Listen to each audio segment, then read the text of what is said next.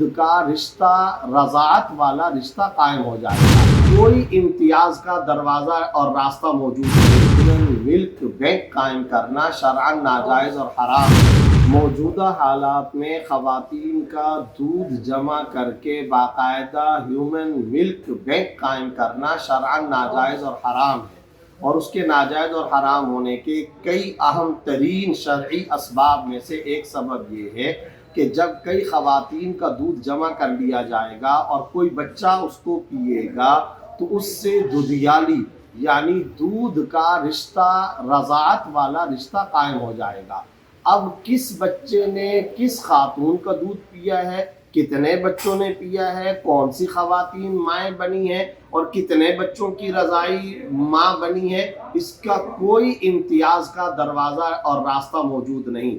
اور اس طرح خاتون کا دودھ پینے سے قرآن کریم نے وضاحت کے ساتھ بیان کر دیا وَأُمَّهَاتُكُمُ اللَّاتِي أَرْضَعْنَكُمْ، وہ خواتین ماں بن جاتی ہیں۔ تو حسب و نسب کے احکام، رشتے ناتوں کے احکام شدید طور پر متاثر ہونے کا خطرہ ہے۔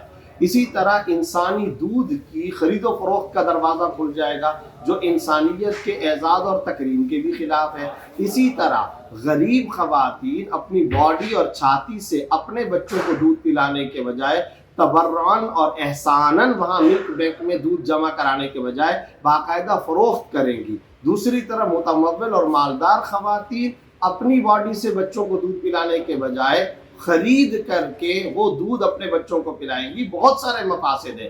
اسی وجہ سے OIC کے ماتحت اسلامک فقہ اکیڈمی، مجمع الفقہ الاسلامی نے جدہ کے اندر عالمی اسلامی اسکالرز کی کانفرنس بلا کر طویل غور و خوض کے بعد اس کو ناجائز قرار دیا ہے۔ اسی طرح عالمی اسلام کی مشہور، غیر متنازع اور سب سے بڑی علمی شخصیت مولانا مفتی محمد تقی عثمانی صاحب العلوم نے بھی اس ملک بینک کے قیام کو موجودہ حالات میں ناجائز اور حرام قرار دیا ہے، لہٰذا اس سے احتراز کرنا ضروری ہے۔